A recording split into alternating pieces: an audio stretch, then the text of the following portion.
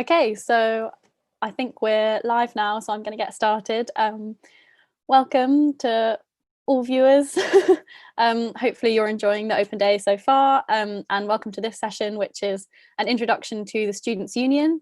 So we're going to be talking about the student community here in Cambridge. We're going to talk about access, and we're also going to talk. Welcome to. Wait, I'm on several different tabs open. I need to. Hopefully you're enjoying the open day so far. That went badly. Okay, well, I've got multiple different tabs open and they're all playing the video. But yeah, apologies. I'm still not quite technologically competent despite having done one of these yesterday. So let's try that again. Welcome to this session. So it's an introduction to the Cambridge Students' Union. So we're going to be talking about the student community here in Cambridge. We're going to be talking about access, and we're also going to be talking about the different kinds of support that are available. So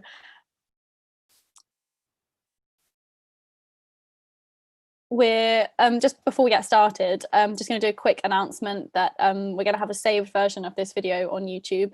So there'll be subtitles and you can watch it back with captions on there if you need it. And yeah, just an apology in advance for any technological hitches that occur. But yeah, I'll just introduce myself first to start. So I'm Esme. I'm the Undergraduate Access, Education and Participation Officer for the Cambridge Students' Union, which is known as Cambridge SU. So I'm from London. I did an English degree here at Cambridge at Christ's College before being elected in July. So being elected earlier this year. I graduated in July and then started this job at the Students' Union. And I'll talk a bit more about my specific role later on. But just to give you a brief intro to the Students' Union, so we're a group of 8 elected student representatives. So we're elected by the Cambridge student body and we work full-time for a year. And we're known as Sabbatical Officers, or SABs for short. And each of us have a particular role, and you'll meet all the different SABs in a minute. We're also supported by a great team of full-time permanent staff, and our jobs are quite varied. So we engage with the university and college management. We'll sit on lots of different committees, but we also work kind of primarily with students and staff as well to campaign on certain issues and sort of build community across the university. So we'll sort of work in our individual capacities, but also sort of as a team and with lots of different people across the university. And the aim of this session is also to introduce you to a lot of the people that we work really closely with. So you're going to be introduced to some of the people who are involved in the SU campaigns and also involved in student-led groups that are working on access across the university. So they've got lots of really exciting resources to tell you about. There's a full event schedule in the description of the YouTube video, so you don't have to stay for the whole time. Feel free to just drop in for the bits that you're most interested in. We're also going to have a disability resources talk, which is going to happen after the introduction to the sabbatical officers, and we were going to have a brief talk about the mature student experience, but unfortunately our mature students officer couldn't be with us today, so I'll just be saying a couple of words on that as well. So yeah, we're going to get started now with an introduction to the SU sabbatical officers. So I'm going to start with Ben, who is our undergraduate president. Hi, Ben. Hi, thanks, Esme. I'm Ben. I just graduated from a history degree at Robinson College, and I'm from London as well. So I'm the undergraduate president for the Students' Union, so I represent all the undergraduate students in the university. My job's really divided into 3 parts. So one of them's sitting on university committees. So one of those committees is the overall trustee body for the university that makes all the executive decisions about it. But there are also committees on that decide the nature of education in the university, on welfare committees, and committees relating to the student experience at Cambridge. We represent students' interests, and our policy is dictated by students. We're a democratic student-led organisation. Those policies are decided at the Students' Union Council, where representatives from every college, as well as representatives from the Students' Union, sit and decide on policy. any student can bring policy to the SU Council, but only the members can vote on it. If a policy is voted through, then we are mandated to pursue that in all our lobbying capacity, whether that's through campaigning work or whether that's through the committees that we sit on, the access we have to high up figures in the university. The second part of my job really is being the primary point of contact with little college students' union. So every college has an undergraduate union, normally known as a JCR, and a union for postgraduates known as an MCR. They are elected by the students in those colleges and maintain a similar function to us, just on only the college level, not the university level. They often have common issues which they don't talk about very much, so we host something called a college forum, where all the presidents get together from all the little students' unions and come together to discuss issues that they're facing in common and how they've dealt with them best in their colleges, so the best practices that they have. We also just do one-to-one support with them. We'll have frequent meetings with those representatives from little students' unions, so we can understand exactly what's going on the ground in colleges, and understand how to best represent individual students at the university level. This has been especially important during the COVID-19 pandemic. We've found that there are a lot of issues that crop up in every college relating to like the student experience, how students are going to be returning to the university. And we've been working together with all these bodies to make sure that we get a common set of practices across the university. The last thing I do is in being involved in campaigning work. There are a variety of issues that we campaign on, from welfare and student workloads to making sure that rent's affordable for everyone across the university, to campaigning against any interaction between the university and the fossil fuel industry, or supporting better working conditions for workers, both academic and non-academic in the university. This is a really important part of our role, I think, and something that we think students find really, really valuable. And that we're consistently mandated to do by the Students' Union Council. So that's our democratic policy. The last thing I do is I chair the Students' Union Executive, which is made up of us, the Sabbatical officers, also campaigns representing liberation groups, from BAME students to LGBT students to disabled students to women and non-binary students. And also some part-time officers. So we have a mature students officer, we have a part-time students officer. These are all really, we essentially delegate policy and discuss issues at that executive. So it's a very democratic body that we're a part of, and it's a really exciting thing to be doing right now. Thanks very much. Thanks so much, Ben. We also have a postgraduate president, Esther, but she can't be with us today, but she works very closely with Ben and has a particular focus on postgraduate students and postgraduate issues. So I'm going to move on now and introduce myself and then introduce Siyang. So we are both the Access, Education and Participation Officers for the Students' Union. I'm the undergraduate rep and Siyang is the postgraduate rep. So I'll talk a little bit first about my role.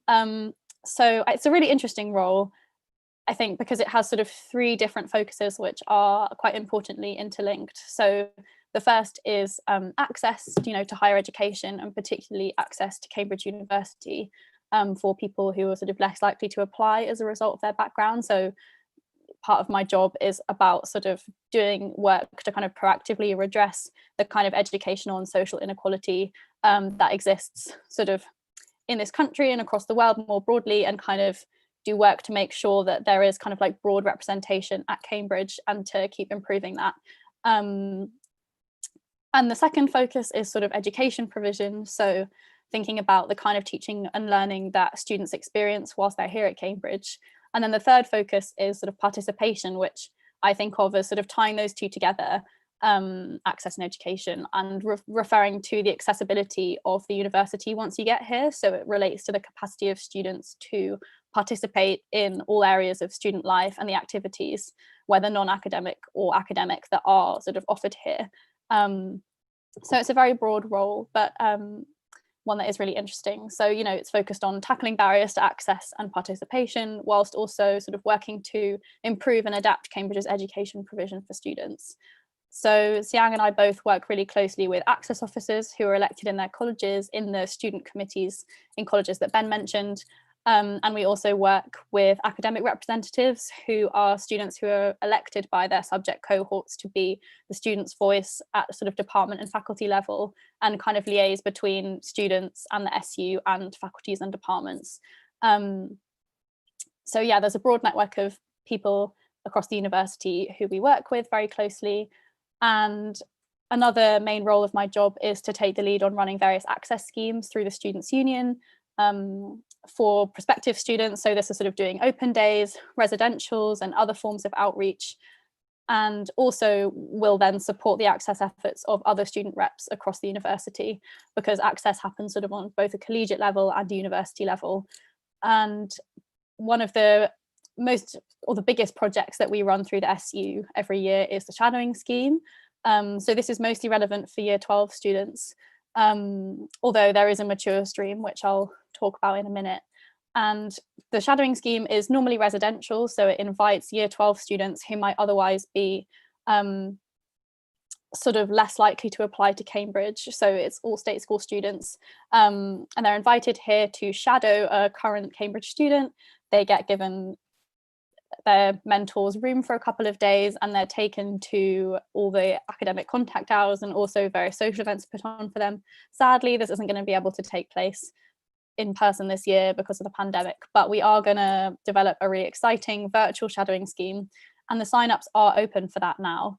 So you can sign up to enjoy about what's going to be like 4 weeks worth of academic sessions, non-academic sessions, social sessions, the opportunity to be assigned a mentor who is a current student here. And that's going to be taking place in sort of February 2021. And I'll put the link to sign up in the YouTube comment box. So yeah, do sign up if that's something that you're interested in, and hopefully you'll be selected to come on the scheme. And there's also, yeah, as I was saying, there's a mature stream as well. So if you're a prospective mature student at Cambridge, there is a mature student stream of the shadowing scheme. That was a bit of a tongue twister. But yeah, so there's sort of like separate events that are put on specifically for mature students. And our mature students officer, Debbie, is currently doing loads of really exciting work to kind of try and build the network of mature students across the university, put on more social events, and yeah, to sort of bring people together. And the mature shadowing scheme should be a really exciting chance to have an insight into all of that. So if you're interested, again, please do sign up. And also, just on a final note, there are a range of other places that you can look to if you're looking for information to kind of bust some myths about Cambridge or to kind of demystify the application process. So we have a team of CAM tweeters. So these are students who tweet about their daily life, about particularly related to the subject that they're studying. So we have CAM tweeters for pretty much every subject, undergrad and postgrad. They're all on Twitter under #CamTweet, so you can get an insight into student life through them. There's also the Cambridge SU Alternative Prospectus, which I can post a link to in the comments bar, and that has a lot of information about all the different colleges and all the different activities here and all the different subjects. And there are also some other access groups who have really great resources, and they'll be coming on the call later so you can hear more from them. And yeah, that brings me to the end of my bit. I'm going to pass over to Siyang now. Hello, thanks. I won't speak for too long because Esme has wonderfully covered a lot of the important aspects of the Access Education and Participation Officer role. But I'm postgraduate officer. I recently did an MPhil in sociology at Newnham College. I'm from Manchester. And basically my role is to focus on these issues that Esme talked about, but from a particular postgraduate perspective. So in terms of access, for example, access to postgraduate study, especially at Cambridge. So particularly for students who didn't study their undergraduate degrees at Cambridge or a similar institution. And obviously also those from disadvantaged wider participation backgrounds. And in terms of that, one of the very key focuses, because there's currently not that much work that's been done on postgraduate access, is the very obvious barrier of finances, because postgraduate study is often very expensive, and sorry, there isn't like the similar, if you're a home undergraduate student, finance system for available to you often. So just the issue of being able to pay for the degree is often like the primary barrier that a lot of people face. So that's an issue that we're trying to work on this year and probably for many years. In terms of education, one of the key focuses is on experiences of supervision, which is a very important part, especially for research students' experiences here, and that also has an impact on access to postgraduate study, because negative experience of education can be quite detrimental to your ability to advance through higher education. And finally, the aspect of participation, which is about the whole student experience and being able to like take part fully in university life, which again is like heavily impacted by and impacts experience of education, and also impacted by issues of access. And especially in terms of participation, thinking about building links between different students and helping like empowering students to feel able to make change as well to improve the university here. And particularly for postgraduates, finally, on the issue of them also as workers. So often postgraduate students will take on casual labour and teaching like undergraduate students in order to make money to be able to continue their degrees. So that's a really big issue for postgraduate access, education and participation that we also work on as a student union. But yeah, thanks. Thanks, Siyang. So next we're going to have Rensa, the Disabled Students Officer for the SU. Hi everyone. I'm Rensa. I'm the full-time Disabled Students Officer at the SU. We're actually very lucky in that we're the only students union in the UK that has a full-time Disabled Students Officer. Lots of other unions will have them as a part-time officer, and that means they can't spend as much time working on this. Yeah, we're very lucky to have my role. I've just finished my degree doing MML, which is languages. I studied at Fitzwilliam College, and I did the last part of my degree part-time because of my disability, which I'm gonna like briefly talk about because it's an option that a lot of students don't know about, especially when they apply. Within my job, I help to run the Disabled Students Campaign, which is a campaign for students across the university, both undergraduate and postgrad, the different colleges and different subjects. And anyone who currently has or thinks they may have a disability or long-term health condition, like a mental illness or neurodivergence, everyone's invited to join in. The other side of my job is that I work within uni committees to represent the interests of disabled students and make sure that there are changes happening at a university level to support us. That involves working with students and staff, sitting on loads of different committees, talking about issues like introducing coursework and different forms of exams rather than just having the standard 3-hour exam, which can be quite difficult for disabled students. Fighting for funding for more support across the university for disabled students, changing courses to be more inclusive, making disability adjustments easier and more standardised, improving training as well for students and staff. I do a lot of work talking to students and building their confidence to ask for help and knowing what to ask for and where to get it from, and linking up people with staff and other student officers who can help them. I'm in contact with students at all different colleges, so if there are any questions about accessibility at different colleges and there's not information on the website, I'd be happy to find that information out. I'm going to be talking in a little bit about the Disabled Students Campaign and disability support that's available within the uni, so stick around if that's something that interests you. And yeah, just to say about studying part-time, if you are a disabled student or or you have a long-term health condition and you're worried about how you're going to cope studying full-time. For both undergrad and postgrad, there are options to study part-time but to receive funding full-time. So this means that you wouldn't have to have an extra job to be able to afford to study part-time. And especially for undergrad, it's a bit of a secret option. The university doesn't really like to advertise it because it doesn't consider itself to offer part-time courses. But if the reason is that you can't study full-time because you're too poorly, or you've got time used up in the day doing other things, basically, that you can't dedicate to your studies, you can still be eligible for full-time funding, so from student finance or your funding body, and that can make it possible for you to study. So if you're worried about that, there are options for you that hopefully will make it so that you can seriously consider applying to Cambridge, even if you are a disabled student. Yeah.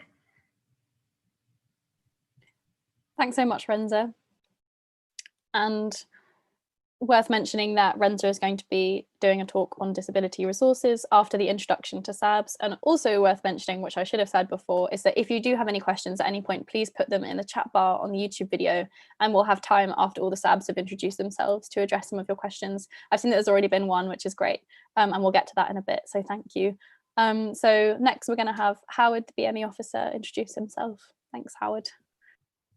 Hi, thank you, Esme. I'm Howard, and I'm the Black and Minority Ethnic Students Officer. Cambridge is one of the few places in the UK where BME students have full-time dedicated representation in the SU, and my position is very similar to Rensa's. I sit on various university committees and work with student groups to ensure that Cambridge is a safe and welcoming place for BME students. I work alongside the SU's BME campaign, which you'll be hearing more about later, and BME reps in colleges to represent and support students who self-identify as Black and minority ethnic. I also work in collaboration with student-led groups that campaign for racial and social justice. So, whether you're just looking for a safe space where you can share your experiences and connect with other BME students, or you want to get involved in various campaigns to strengthen BME student representation and tackle racism, there really is something for everyone. So definitely keep an eye out for all the events and forums that the BME campaign has planned for the year. And my inbox is always open, so to get in touch as well. Thanks, Howard. Next we have Chloe, who is the Women's Officer for the SU. Hi, I'm Chloe. I'm the Women's Officer, as Esme just said. I just finished a degree in History and Politics at St. Catherine's College. I'm from Birmingham. That's a bit about me. Essentially, my role is very similar to Howard and Rensa's. So we're liberation officers. I work kind of at a university level and through the Women's Campaign to represent women and non-binary students. So my role is kind of also, there's not many full-time women's officers across the country. There's under 10. So again, as Rensa said, having someone who's able to work full-time advocating for students is like a really unique part of Cambridge, and our students' union's really lucky to be able to have 3 liberation officers. So you'll be hearing more about the Women's Campaign later, but essentially I kind of work on, like the other officers, on various university committees. So past women's officers and myself have worked on things such as gender attainment gaps, reforming disciplinary procedures, improving welfare services available for women and non-binary students, pushed for things like gender neutral toilets, and raised safety concerns on various university committees. And that kind of ties in with the work of the Women's Campaign, because we have the campaign side of things, but also pushing for change at a university and a policy level. Yeah, and then another thing that I think our roles do very well is that each college has its own JCR, as Ben said earlier, and an MCR, which represents undergraduate and postgraduate students. Most of those committees will have a women or a genders equality officer, and what I do is kind of bring together the common issues that they face within colleges so that we can try and standardise and have a welcoming experience for all women and non-binary students. So that could be pushing for things like many colleges now have provision for free sanitary products, gender neutral toilets, pushing for women and non-binary only hours in college gyms. And these are just small things that make life at Cambridge more comfortable and better for all of the students that I represent. And we also have a lot of like Howard was saying, we also kind of function as building community for students and making them feel welcome. So that could be hosting events through the Women's Campaign, where to build networks amongst various students. We have our annual Reclaim the Night March, which is a really good opportunity to kind of come together and campaign for safety on the streets in Cambridge. And it's one where not many universities have that annually, so it's a really cool thing that RSU do every year. And again, my inbox is also open, so if you have any questions that you don't really want to raise now, please do feel free to get in touch with me or the Women's Campaign.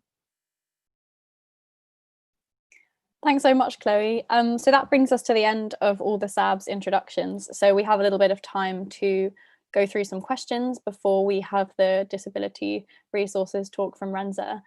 So we did have one question in the chat, which was, is there any financial support for international students, and are international students eligible for the Scholars Ballot? So I'll address the Scholars Ballot bit first. So not all colleges have a Scholars Ballot. I think it's important to mention it's something that only some colleges still have in place, and international students are definitely eligible for that. The only problems might arise if you then want to stay later in the college, for example, like into the holidays, and the scholars rooms in your college might be the ones that they like to rent out for conferences during the vacation, for example. So you would still be able to have the scholars room during term time, but it might be the case that you might have to move room in the vacation. So there are those kinds of arrangements that might need to be navigated, and that might be a little bit more of a pain, but you're not excluded from the Scholars Ballot by virtue of being an international student. There might just be some more kind of complicated logistical arrangements in terms of like vacation accommodation, and that's also, it really depends on the college, and also often if you like enter into kind of negotiations with the college about it, sometimes you can manage to secure your room for longer. So sometimes it happens on a more case-by-case basis.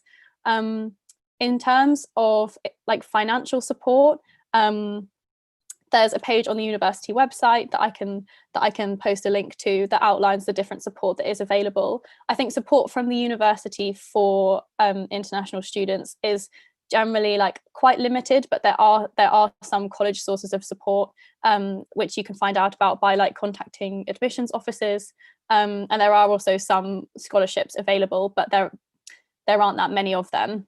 I don't know if anybody else wants to say any more about that or about their experiences of international student funding.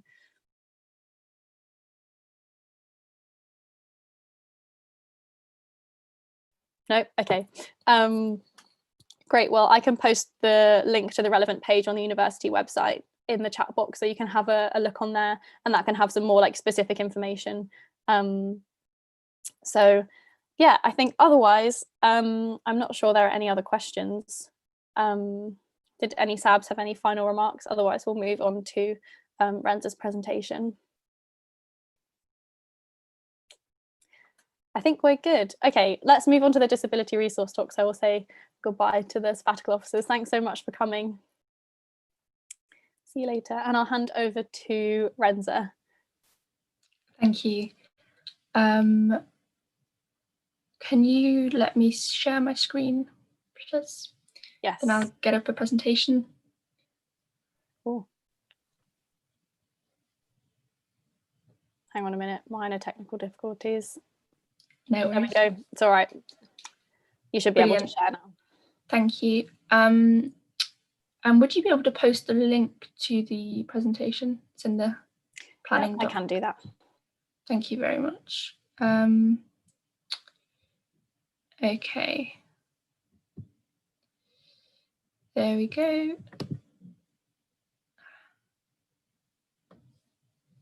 So yeah, This is just going to be a short talk, about 20 minutes in length, of the about the different types of support that there are within the university for things like disability and mental health.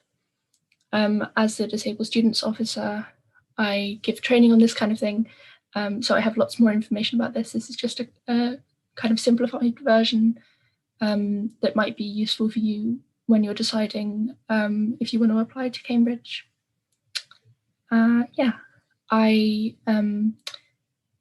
There is a link to this presentation that's going to be posted in the YouTube chat, or sort of in the event there, so that if you want to go through this yourself, you can do. There's different links within the presentation that are hyperlinked, which might be useful for you to find yourself. Cool, let's get started. The first slide on this presentation has the logos for the Cambridge Students' Union, where the Sabbatical officers work, and the Disabled Students Campaign, which is a specific campaign that I'm involved with. So what is disability, and what does that mean within the university? A disability is legally defined as any long-term impairment, either physical or mental, which substantially affects your ability to carry out normal daily activities. This includes loads and loads of different conditions, conditions that are undiagnosed or self-diagnosed, because for a lot of conditions it can be really difficult to get a firm diagnosis, or it takes a long time. So just having symptoms is actually enough. It counts as an impairment.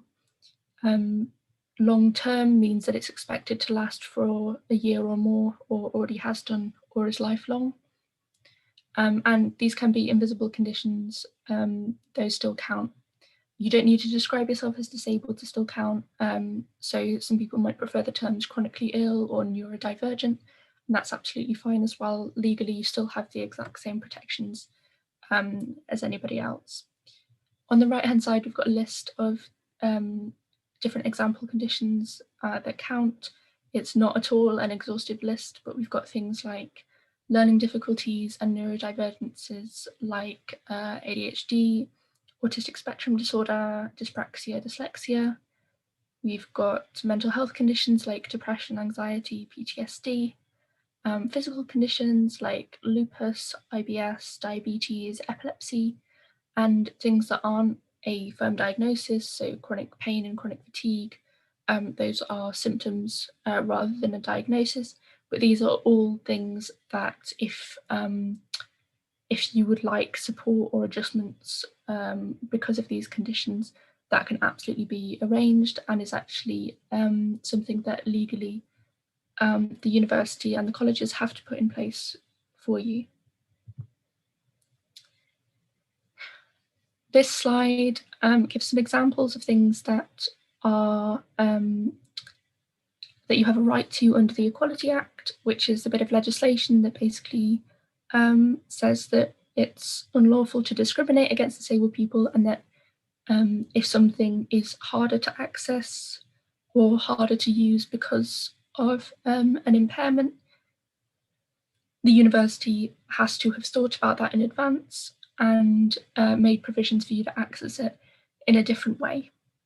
So this could be things like having accessible buildings, making sure that all of your classes are in places that you can get to, places that have, for example, level access or certain type of doors, or anything else that makes it easier for you.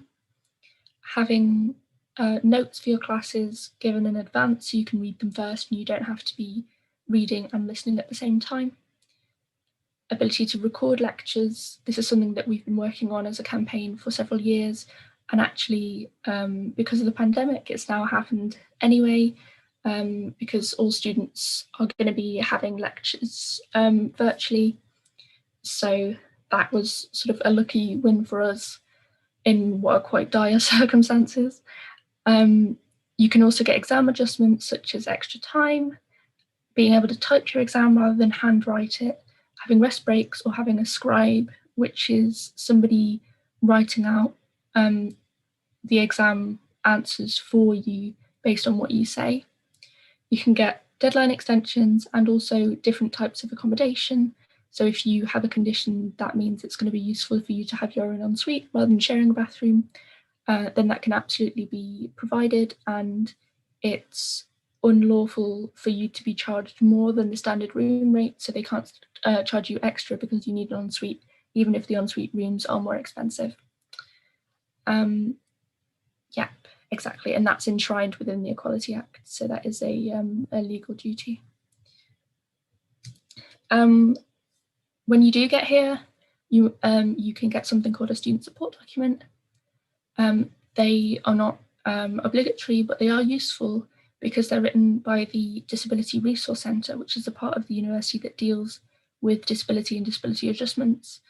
And it outlines the adjustments that you need and makes it really clear to staff that you know, this is a document with authority behind it, and this is something that they need to listen to. It can include different things that we just talked about, like having lectures recorded, having directed or focused reading lists, having different kinds of accommodation. If you declare your disability when you apply, so for example on UCAS, then once you get an offer, the DRC can be in contact and organise writing you a student support document before you arrive, so that everything can be in place. But you also can disclose at any point, also if you are not disabled on application and you develop a disability later on or a mental health problem, you absolutely can just sign up at whatever time is good for you, whenever you feel like disclosing. That's absolutely fine. What they'll do is they'll look at some medical evidence, so something like a note from your GP, and colleges can help you to pay for that, because it's actually, again, unlawful for them to require you to pay for it if that does cost you any money.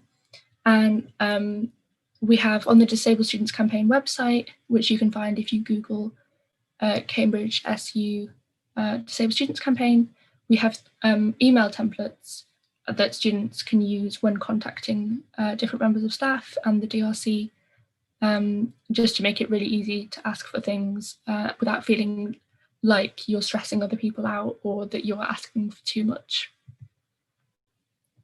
I'm just going to briefly talk about the support that's available across the university. On the left-hand side of the presentation, we have the University Counselling Service. They are there for all students, undergrad and postgrad, and they offer things like one-to-one counselling, group workshops and group sessions as well that last for several sessions across the term. They have a dedicated sexual assault and harassment advisor. You can request a counsellor who is BME, is a certain gender or specialises in CBT, which is a common type of counselling.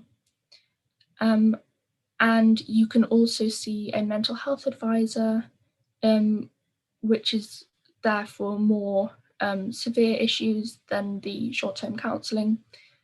If the counselling service, when they've talked to you, think that you're going to need longer-term support or more support than they can offer, what they can do is write you a letter of recommendation for private funding through the university, because we're very lucky we have what's called the Cranes Fund, and they can allocate different funding amounts for private treatment where waiting for NHS services is a bit too much or doesn't work with the Cambridge terms.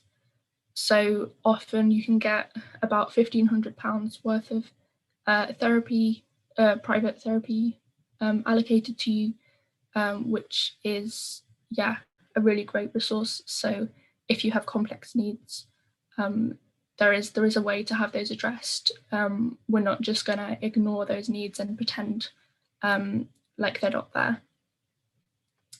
As well as the UCS, we also have the DRC, it's the Disability Resource Centre.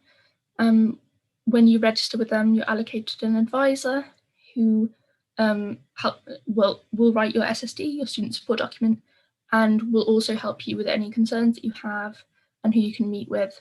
They can help you to organise support that's awarded through Disabled Students Allowance, which I'll talk about in a minute, or get support funded through the university for things like mentoring, study skills sessions, and also non-medical help, so things like note takers as well.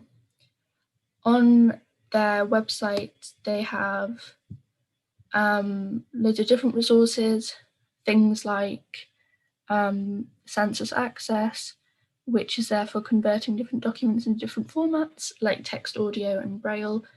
That's really great for producing accessible documents and also converting non-accessible documents into accessible documents. They have a list of all of the different disability liaison officers across the faculties and the colleges. So if you're ever unsure about who to contact, those are a great place to start. And they have loads of different guidance about making teaching and learning more accessible and how to produce accessible materials. So definitely, if you're considering applying and want to know about what's available, going to the Disability Resource Centre website is a really great idea. On the next page, we've got Disabled Students Campaign, which is what I'm from. We are a student-led informal support network. In normal times, we have in-person events and online events. Currently, we're only doing online events. We have different groups where people can ask for advice from fellow students. And we also have me as the Sabbatical Officer. I attend university committees and represent disabled students' interests. I find these out through different forums and events that we run. Also talking to individual students and talking to staff as well, who raise different issues and then try and resolve these within the university. We have a website, and you can find us on social media or our website by searching Cambridge SU Disabled Students Campaign. Some of the resources that we have on our website include guidance for faculties on how to use content notes. These are notes that explain what we're going to be talking about in a lecture or a class, just so that if people have negative associations with those or would rather not be present for that, they can make choices rather than just sort of being bombarded with information like immediately. We also have a guide for accessibility in student organising, which some student groups have been finding really, really useful for making their organising more accessible. And we also have guides that come up sporadically based on circumstances, like what to do if something goes wrong in exam term. That's something that comes up every year, so we try and make that information available. While we definitely talk to loads of different students and can point people in the right direction, we don't actually offer casework support, so we won't help people with individual applications or university procedures because we're not qualified to do that. What we will do is pass people on to the Students' Advice Service, which is a part of Cambridge SU. These are our colleagues and they are really great. They're professionals who are really knowledgeable and experienced in applying for different things within the university and finding out what is and isn't allowed. They know things that we don't know and that you're not expected to know either. And it's really easy to get an appointment with them or ask them questions via our website, which is the Cambridge SU website. And then there's a bit that says Advice Service. So those are some really great people to get in contact with as well. In terms of specific support that you might get while you're here, you can get support from your college and your faculty and department. Within your college, you'll have a tutor, but you can also see any other tutor. It doesn't have to be your designated tutor. There's a senior tutor who's sort of in charge of all of the other tutors, and also a director of studies. So the tutor is there for pastoral support and the director of studies is there for academic support. But if you're having an issue and you don't get on with any of these people, you can go to other staff and ask whoever it is you feel comfortable asking. That's absolutely fine as well. There will also be a disability liaison officer within the college, as I've said, and there'll be student officers as well. So all of the JCRs, which is the undergraduate student groups, they will have a disability and mental health officer, and the MCRs, so the postgrads, all have welfare officers, and some of them have a disability officer as well. So there are definitely people you can be put in contact with, and within the campaign we're in contact with them as well.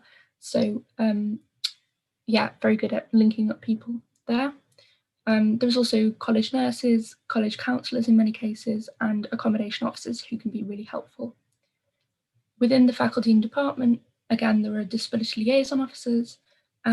Sometimes individual staff members or course conveners might be the people to ask about certain adjustments or if things aren't going to plan. Library staff can be really helpful with getting access to different resources in formats that you need, getting online books instead of physical books, if that's what works better for you. They can often order things really, really quickly. And you can also get help from departmental and faculty reps and equality, diversity and inclusion committee members within the faculty if there is something that you want to be challenged on a sort of structural level. Obviously, within the university, there are loads of other people as well who would be keen to help if there's something that's relating to them. So different societies that you're involved with will have different committee members. A lot of them will have a welfare officer as well. There's also the university libraries are just about to get a dedicated disability librarian who will be helping all of the different library staff, and yeah, who you can go to yourself. And just like anybody else, you're also free to be in contact with your GP, with the Citizens Advice Bureau, and your MP with any issues that maybe are a bit further reaching than just the university community. That's absolutely fine as well. In terms of mental health support, we know that often there can be a dynamic of sort of, you know, work hard, play hard, but in a way that is exceptionally work hard. And this can be really tough for students. Sometimes it's really normalized that you'll be really stressed out and really quite unhappy a lot of the time, and you just have to put up with it. That's definitely not the case. There are loads of different resources, such as the counselling service that can help long term, but also short term. We have a student-led helpline, which you can call confidentially and anonymously, which is called Nightline. And also you can contact NHS 111 option 2 for crisis sort of help as well. All of these things are serious health conditions and they count as disabilities as well.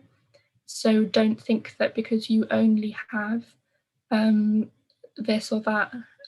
So if you're saying to yourself, oh, I've only got anxiety or I only have an eating disorder, it's absolutely not only that.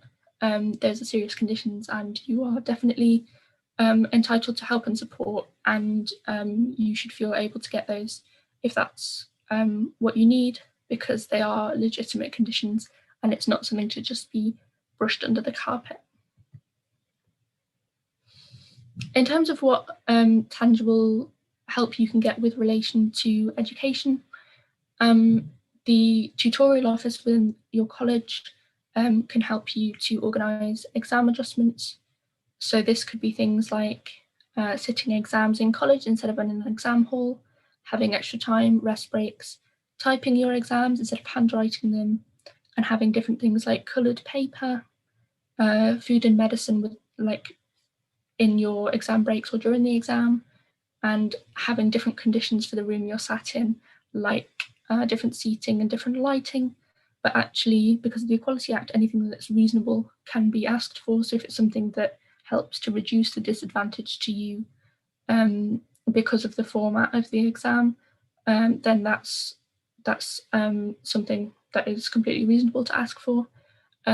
This can be sorted out once you arrive, and yeah, the tutorial office is really experienced in doing this, so that shouldn't be an issue. If those sort of small modifications to your exam don't actually get rid of the disadvantage for you, you can apply for something called alternative modes of assessment. Some examples include replacing a written exam with an essay or a portfolio of essays, so not having it be a time limited thing, say 3 hours, but having it done over several weeks. Having a bespoke exam paper broken up into smaller chunks. So instead of having a 3-hour exam, you could have 3 1-hour exams. And double time or extension to period of study, which I'm going to talk about on the next slide. That's also technically an alternative mode of assessment. These can be applied for once you arrive in Cambridge and talk to your tutor and your senior tutor. Sometimes they're not sure what this is or how to apply for it, and it's really good to get in contact with the advice service for that, because they know and they're really experienced in telling colleges how to do that.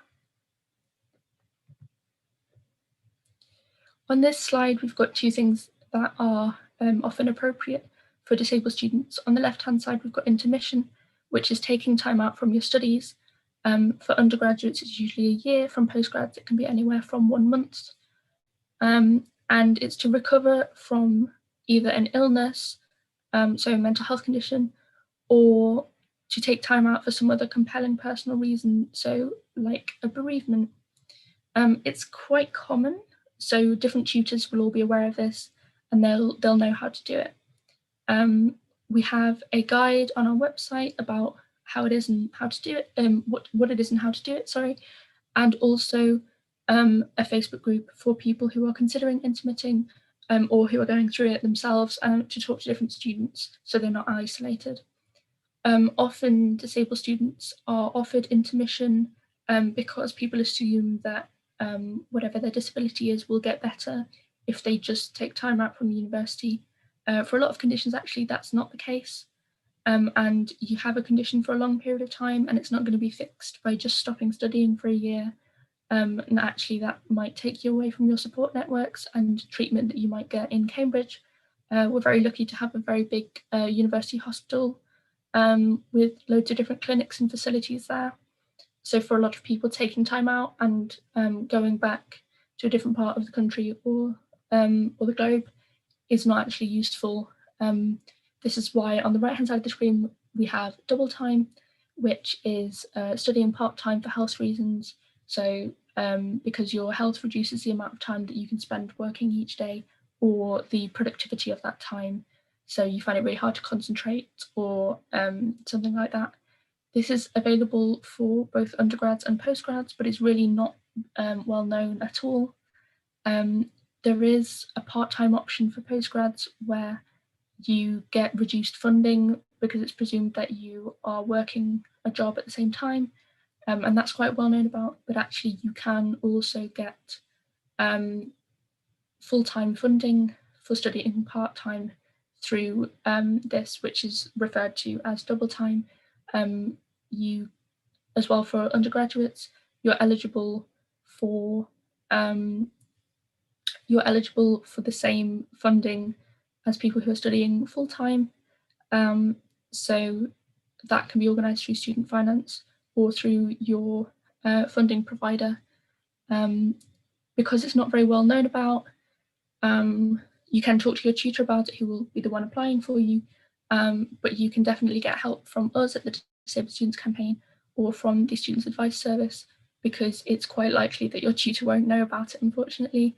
There's a bit of information on the university website about it, but it's quite hidden. So we've written our own guide, which you can find on the Disabled Students Campaign website as well, if that's useful for you. In terms of funding, colleges have loads of different funds and grants. It varies quite a lot between colleges, and the information should be available on their website. They can often help with private diagnoses and assessments for funding these, at least in part, and also have hardship funding where you can apply for the rest of any costs to be paid. In terms of student finance, if you're eligible for student finance, you can get a maintenance loan for every year of double time. So you're effectively still getting the same amount every year so that you can still pay your rent and have your living costs and not have to get a job. You can also get disabled students allowance if you are a UK student eligible for student finance. And this provides money for things like non-medical helpers, specialist equipment, help to buy a laptop, and they're quite generous. So definitely make the most of that. as I've mentioned, we have the Cranes Fund, which is for private medical treatment through the university, and also the Disability Resource Centre has loads of different information about loads of different funds, including for EU and international students. And the special hardship funding as well, which is funding that is specifically allowed for intermitting students as well, so people who are taking time out of their degree and maybe aren't eligible for other funding. If you want to apply for government benefits as well, the Citizens Advice Bureau is really helpful with that. Just to finish off, I'm just going to briefly introduce the Disabled Students Campaign, because we're going into the part of this session where we're talking about different campaigns. The Disabled Students Campaign is one of the liberation campaigns within the SU. We represent students across the university with a range of conditions, including those who do not self-define as disabled or don't yet self-define as disabled, but who have or have had any range of long-term conditions. On the right-hand side of the screen, we've got pictures of loads of different officers from colleges and from the Disabled Students Campaign Committee, all looking really smiley and welcoming and lovely, and they are. There's also a picture of me, the full-time sabbatical officer, and we've got some links to our social media, my social media as well as the sabbatical officer, and yeah, to our information on our website and on the Students' Union website as well. What we do is we run loads of different events where you can meet other students who are like you. We have talks, sometimes with quite high-profile speakers. So this year we talked to disabled YouTuber Jessica Calgren-Fozzard, or Jessica Out of the Closet, and also the Triple Cripples, who run a platform for disabled women and non-binary people of colour. We have different messenger chats and Facebook groups, and also these are private, so nobody else is going to be able to tell that you're in there unless they're also in those groups as well. So you're not going to be identified to other people. That's it from me. I can see, I'm just going to transfer this back to you, make host. There we go. Okay, Esme, you should be in charge now. So I think, yeah, we're gonna have a chat with some other students as well now. I think I've talked enough. Back to you, Esme. Thank you so much, Rensa. Yeah, a fantastic, really comprehensive presentation. We're going to move on to the next part of the session now, which is an introduction to lots of different representatives from the SU campaigns. So we have several different campaigns represented here today. We've got the BME campaign, Class Act, the Ethical Affairs campaign, International Students campaign, LGBT+ campaign, and the Women's campaign. So we're going to have reps from each of those, just giving a bit of an introduction to the campaign and the kinds of things that they do. And that's all very exciting. Just a reminder that a link to Rensa's disability resource presentation is in the YouTube comment bar, chat bar thing. So you can click on it and you can go there to sort of follow all the really useful hyperlinks that are on there. But yeah, so we'll move on now to introduce the SU campaigns who we work with really closely as a students' union. And first up, we're going to have Tammy from the BME campaign. Hi, Tammy, thanks for coming. Hi, thanks for having me. So I'm Tammy, I'm the Access Officer for the BME campaign. And what the BME campaign does is essentially give a voice to the BME students at Cambridge. This can range from providing welfare to voicing the political concerns of the BME community and lobbying the university.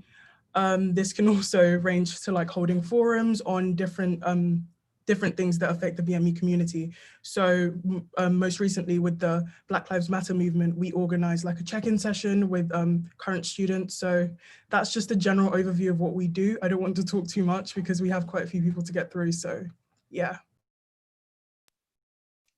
Thanks so much, Tammy. That was great. We have Amy from the Class Act campaign to talk a bit more about what they're involved in. Hi, Amy. Hello, sorry, I was just trying to change my name before I had to speak, but then didn't quite do it quickly enough. Hi, I'm Amy. I'm the president of the Class Act campaign. To sort of explain what Class Act is, it's sort of the official thing is that it's a campaign that represents any student who's faced any kind of social, educational, cultural or economic disadvantage at any point. So that includes things like being low income, having gone to a state school, being sort of care experienced or estranged. There's lots and lots of things that it includes. They're definitely not exhaustive. And the things that the campaign does, I think similar to the other guys' campaigns, is it's sort of two-pronged. So we do both sort of support and advocating for students, whether that's by sort of lobbying the uni, writing open letters, that kind of thing, or individually supporting students. We do things like helping people write emails to get funding, pointing people in the right direction for things, and different kinds of support. And then the other sort of big thing that we do is try and sort of foster a sense of sort of community within the university for people from Class Act backgrounds. So we have lots of Facebook group chats, a Facebook group where people post different things, and we also run quite a few different events each term.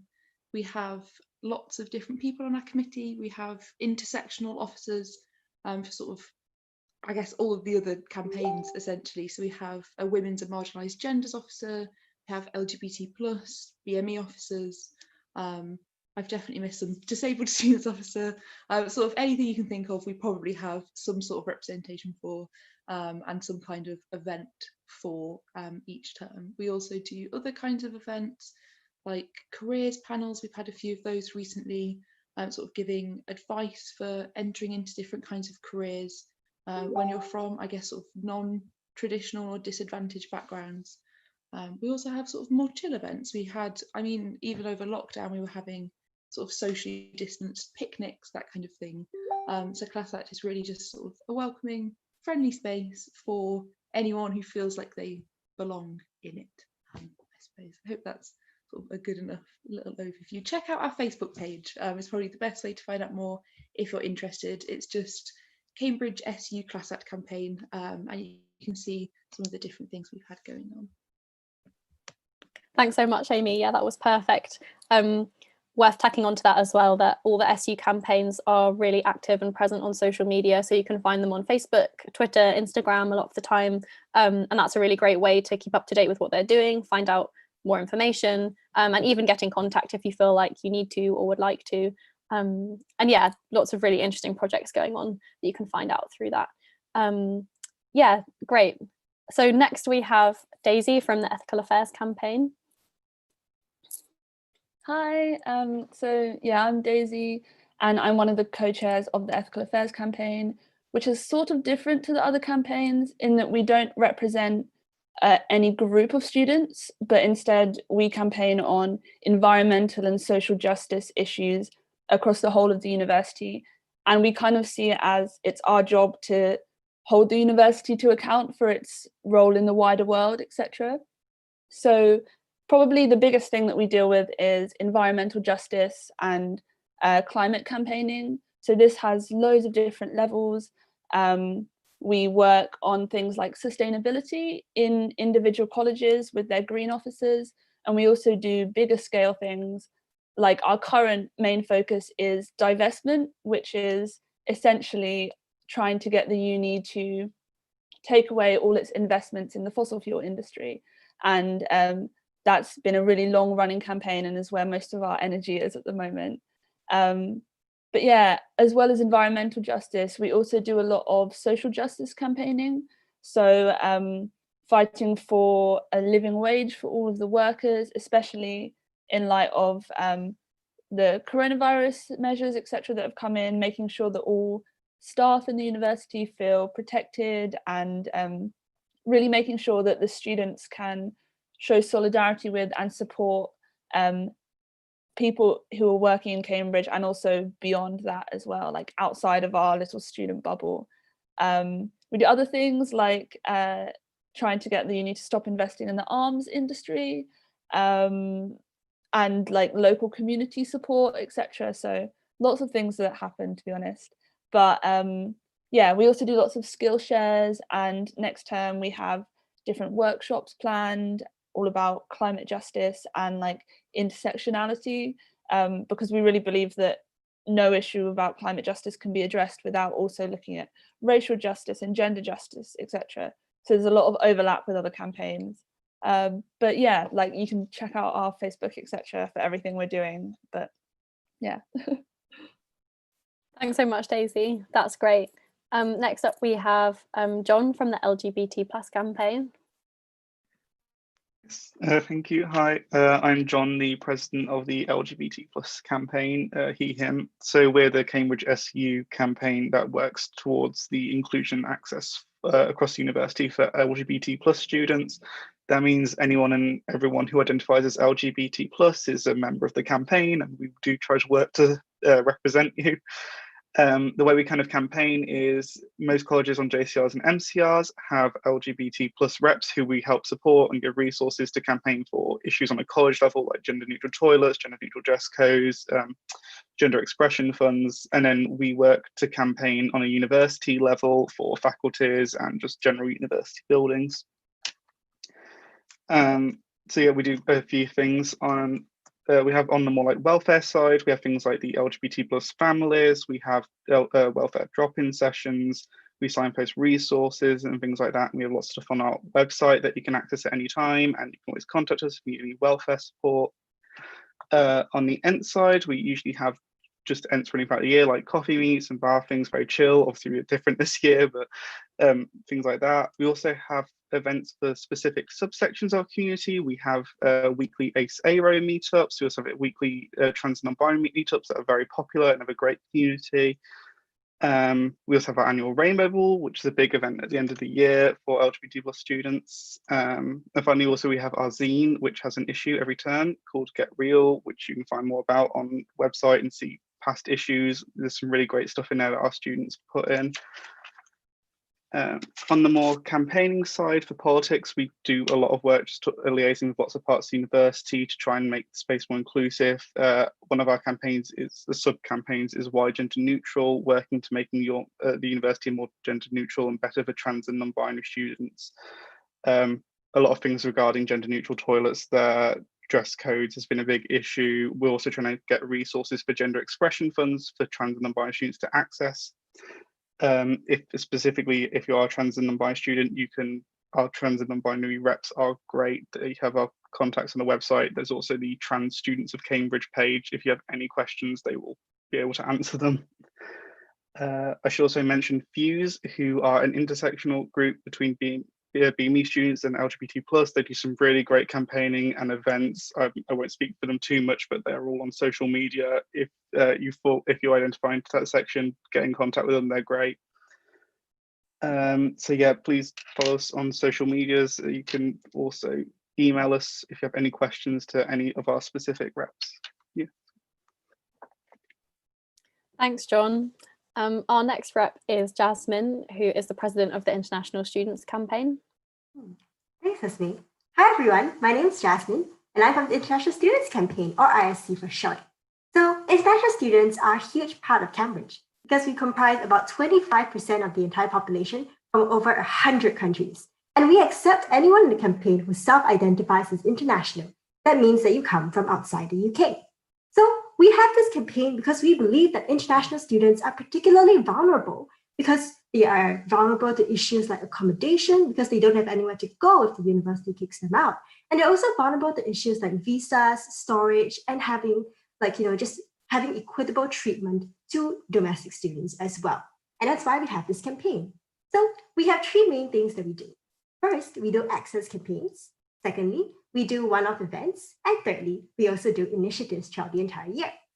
So for our access campaigns, what we do for that is essentially we advocate for international students and our issues. Particularly because of the coronavirus pandemic, we know that international students are very vulnerable right now in terms of being able to return home to their home countries in the event of a second wave or having guaranteed accommodation. We also look out for issues such as quarantine, rent, as well as like hardship funds, travel, storage, and discrimination against international students. And for all these reasons, we continue to push the university to try and ensure that we get fair and equitable treatment and that we continue to have a voice that advocates for and listens to our needs as well. Other than campaigning for access issues, we also have really cool events throughout the year. And these one-off events might be things like International Freshers Week, which is an orientation week where where freshers can get to know each other, mingle, and get to know the community. We also put out guides such as the International Freshers Guide, so you can find out, oh, how do I get to Cambridge, etc., for future, and find out other information about visas, travel, and etc. We also do things such as the International Food Festival, where you can try out foods from all around the world, or we can also do food exchanges, etc. And welfare events, a careers forum, and also some socializing and mingling events. Other than these one-off events, we also do initiatives throughout the entire year, such as the Mental Health Awareness Campaign, where we talk about and share some of the difficulties that we've faced, uprooting ourselves from our home countries and coming here to the UK, and also discussing how we deal with it as a community and individually and support each other through that.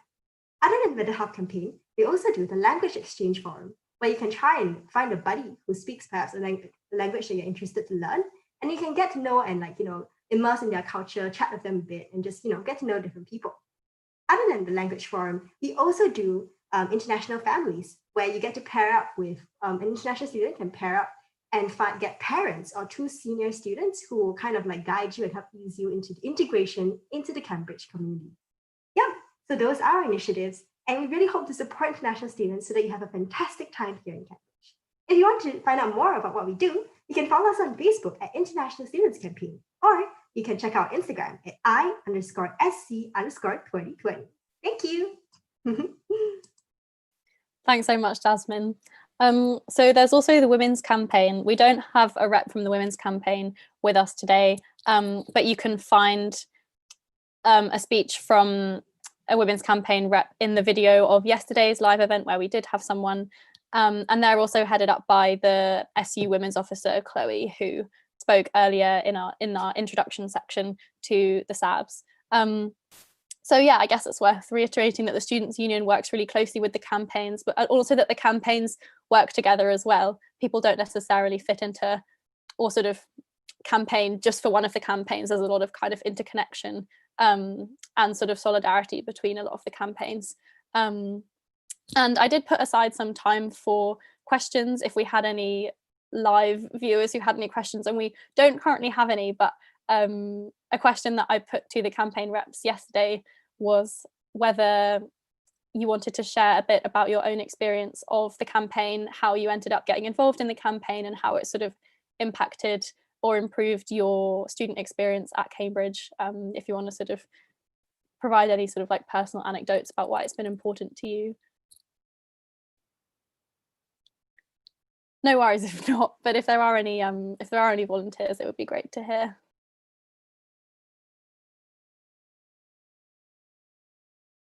Anyone? You know what, I'll jump in. Oh, amazing. Thank you, Tammy. That's fine. So I joined the BME campaign at the end of my first year at Cambridge. So the reason I joined the BME campaign is because they have so many initiatives for BME students. So for example, I was a part of the BME Academic Mentorship Scheme. And this basically means that you get paired up with a student who does your subject in the year above, and they kind of give you all the tips and tricks to make sure that you do well from the beginning. And that was my main motivation for joining the BME campaign, because I wanted to be a part of that initiative. And a lot of my friends were part of the BME campaign, and I just thought it's a good place to make a difference, especially for the BME students with a significant BME attainment gap. I wanted to be part of the process to improve that as best as we can. So this year we've been working on our BME Freshers Guide, which is coming out soon. If you want to find out more information, just keep an eye out on our social media.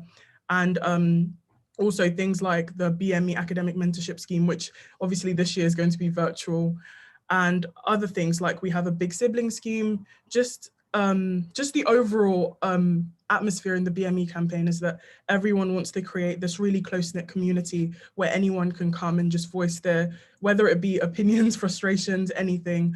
If someone's having issues, perhaps they had a racial encounter, they can obviously come to the BME campaign and talk to us about things like that.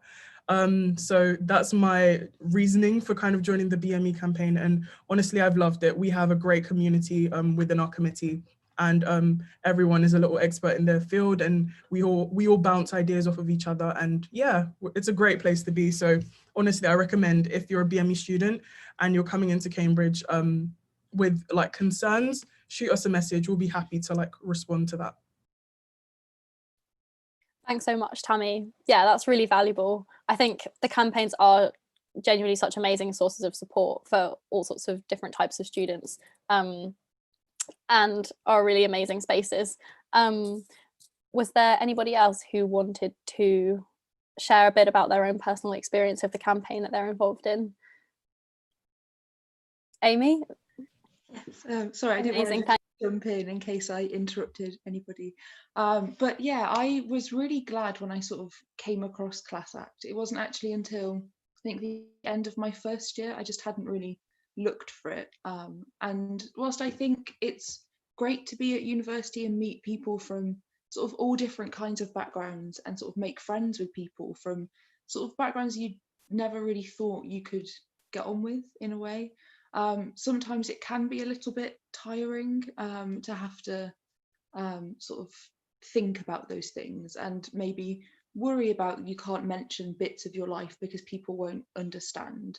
And so I found Class Act a really great space for that, to be around people who just kind of understand where I'm coming from a lot more, which can be quite a nice break, I think. Everyone in Cambridge is lovely, but it is nice sometimes just to be with like people who are like you a lot more. I think Class Act was really great for that, really great for sort of reminding me that it was okay to be myself and remain true to myself and not feel like I had to change in any way to fit in, and that if I ever felt like I wasn't fitting in because of my life or my experiences, that wasn't on me, it was on the sort of environment that I was in instead. I think that was a really important lesson for me to learn, and I wouldn't have learned that had it not been for the Class Act campaign and actually some of the other campaigns as well. And just everyone in Class Act is so lovely, and I've made some great friends through Class Act, and I know that it's always sort of a nice place to go if I ever want to rant about something, even if it's nothing to do with the campaign. You know, I'm always in those Facebook group chats complaining to people. Everyone's always happy to listen to me ranting. And I think that's really nice as well. Although I don't know if other people feel quite as happy about my ranting as I do. But I do quite enjoy that. Yeah, I just think campaigns, they're great, and they're a great way to meet people from across the university as well. And so I'd always sort of recommend, if I could go back to fresher me, I'd probably be like, here is these campaigns, go and make friends. Go on, enjoy. Because I do think, yeah, they're just wonderful spaces. Thanks so much for that testimony, Amy. Yeah, and thank you all so much for coming. I don't know if there was anyone else who wanted to speak, but it's been so valuable to hear you all talk about the campaigns and also about your personal experiences of them. Yeah, and I hope that's given any viewers a sense of the kind of really broad community that does exist at Cambridge and the different networks that exist. And hopefully that's made you potentially excited and encouraged. But yeah, I think if there's nobody else from the campaigns who wants to say any more, then I think we might move to the next part of the session, which is an introduction to the different student-led access groups at the university. So yeah, you're all free to go, campaign reps. Thank you so much again for coming. And yeah, I'll see you soon. Okay, so yeah, we're going to move to the final part of the session now, which is an introduction to some of the students who are working in access-related groups across the university. All of these are quite new groups that have been recently set up in Cambridge, so all very exciting. And yeah, I'm going to pass over to them now. So shall we start with Dan from Inside Uni? Hi everyone. I don't know how many people are on the live at the moment, but I'm sure a lot more people will look at the recording.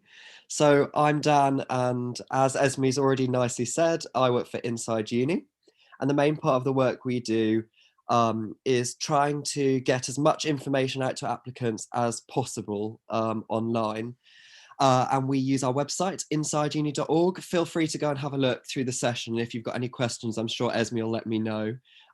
So yeah, take a look at our website at insideuni.org. It's full of information and student testimonials, which are really important to us. So every year when students join the uni, we ask them as much as possible to come and help us by filling in information about their interview experiences, which I think is really important. And we've also this year set up a set of student guides, which basically are tailored to your subject and give you a lot more information about further reading, which areas you might be interested in looking into, and things along those lines, which is really important. So as you've already said, we're quite new. We set up about 2 years ago. Akil, who's my lovely boss, set up the group, and we've really grown since, and we're really happy with how much we've grown so far, but we still want more and more people to get involved with the project, and there are going to be plenty of opportunities for that this year, and we'll probably be talking about more of those on our social media. So again, if you look on our website, follow us on social media, and you can get all of our updates on how to get involved this year. And some of the other things that we're really looking into at the moment is how to get ourselves more out there to more and more schools, and more organisations. So that's really important this year to us, is trying to make sure that students who possibly wouldn't have had this information in the past have the opportunity to read all of this information and really get it out there.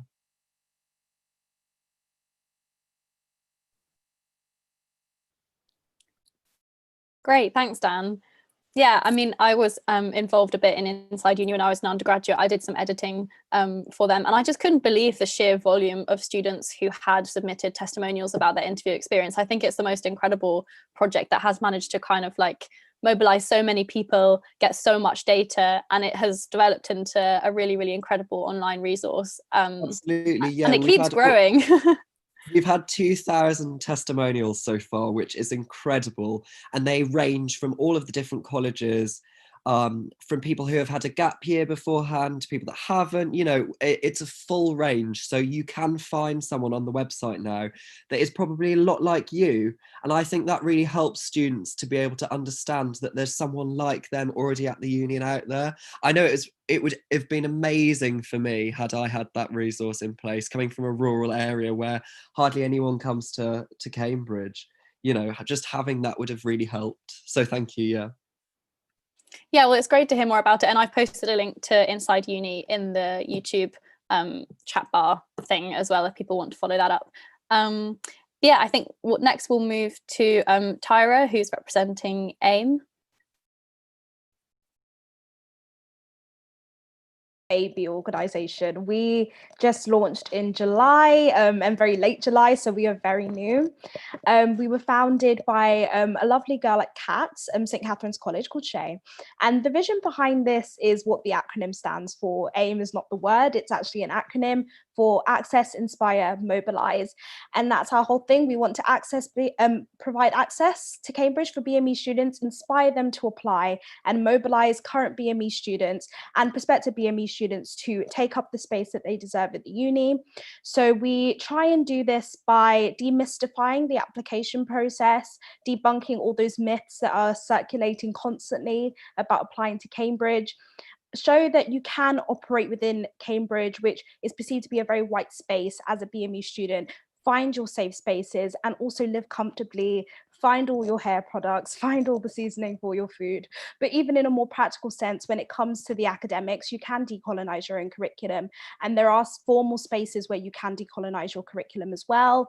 So we have a website that's aimcambridge.co.uk. We are also on LinkedIn, Instagram, and Twitter. I think that's all of our social medias. And Facebook, there you go, that's the other one. And yeah, go and have a look. We are very new. You will find some FAQs on there. Feel free to submit a question if you have any to AIM. And we are also very active on our YouTube channel, which is AIM Cambridge, where we release a bunch of content ranging from personal testimonials and also compiling pre-existing content out there by BME students at Cambridge.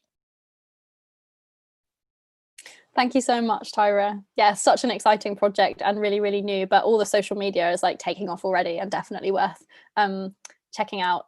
and definitely a kind of like much needed access initiative, I think, at Cambridge. So really great that's going to continue to grow. Yeah, shall we move to Georgia, who's representing the 93% Club today? Yeah, hi, thank you for having us. I'm Georgia and I'm one of the events officers at the 93% Club, which was originally formed in Bristol, but now has been expanded across the UK. So for example, in Durham and St Andrews.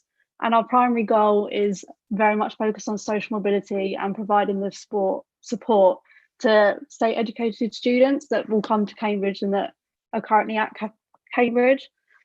We have two approaches. So the first one is probably like the internal network and creating the community atmosphere that social state educated students don't have necessarily, or as much they find more difficult, through holding like socials, because we're a very new club. We haven't had a chance to do our own events, so we're doing virtual events for all of Michaelmas. So we've got examples such as like our launch event with Pizza Prosecco, which will be a Zoom, and we'll send out vouchers to our attendees and have a nice chat. Although it's not the same as being in person, we'll do the best that we can. And then our second approach is very much focused on employability and like providing access to different career paths. So we'll have lots of workshops about how to use LinkedIn and writing applications and highlighting any like misconceptions about certain career paths in particular. So for example, we've got a demystifying consulting event coming up, which is really exciting, and other things such as like a commercial awareness competition. So yeah, that's basically what we're planning to do. If you have any questions, we've got social media. I think it's Instagram, Facebook, LinkedIn. I don't think I'm forgetting any more, but I think that's it. I think our Instagram is 93 Club Cambridge. But if you have any questions, feel free to let us know, and I'm sure we'll respond. Thanks so much, Georgia. Yeah, the 93% Club have been putting out lots of really great graphics, and especially like have been pretty good at like breaking down some of the admission statistics at Cambridge in a kind of really like accessible way, and informative way as well. So yeah, I mean, it's been great to have the three of you with us today to talk more about like the resources that you're compiling and the support that you offer, and all the work that you're doing. I had some time for questions, but we haven't received any on the live channel. I don't know if any of you wanted to say any kind of final words or anything about your own personal experience of being involved in the initiative, but it's fine if you don't. Dan, would you like to say anything else? Yeah, sure. So I think one of the things that's really crucial for people is to 100% reach out to any of us on the campaigns. We're always here all the time on our social media. You know, I try and read my messages almost every day and respond to them. So if anyone ever has any questions, whether you're at the uni already or you're not, you're thinking of applying, you already have applied, you know, any of those stages, please reach out. And I think for me, just knowing that there were more people from rural areas and state schools coming to the university and feeling a bit more like we had a space to talk about these issues was really important to me. And I know that's the same for all of the campaigns. We at Inside Uni don't focus on a particular one of those individualized campaigns, whereas we're focusing on the whole, making sure everyone has access to that information. But at the same time, each of our members represents different areas and different backgrounds. So we always have someone you can chat to, which I think is really important. Thanks, Dan. Yeah, I guess I'd add to that also by saying that, you know, given the circumstances of the pandemic, you know, there's not as much in-person, well, there's no sort of in-person outreach, at least for the next kind of few months, and we appreciate that, you know, sometimes coming to the university and talking to somebody, or sometimes it can be just like one conversation with someone that can really change your perception of institutions like Cambridge. And so social media and sort of reaching out to people is more important than ever, to sort of perhaps like change your mind about Cambridge or get more information that you need. So yeah, please do use all the social media platforms and reach out to people. Like, don't be shy. There are so many friendly students at Cambridge who would be really happy to talk to you and support you. Yeah, just to reiterate that as well. yeah, and I guess that sort of brings us to the end of the session, in case Georgia or Tyra, you had anything else you'd like to say as well. Okay, fab. Well, thank you so much for coming. And yeah, hopefully there'll be people who will watch this recorded video back and follow up on all the social media links and things that we've been talking about. So yeah, thanks again. And I'm gonna end the call and end the live session now. So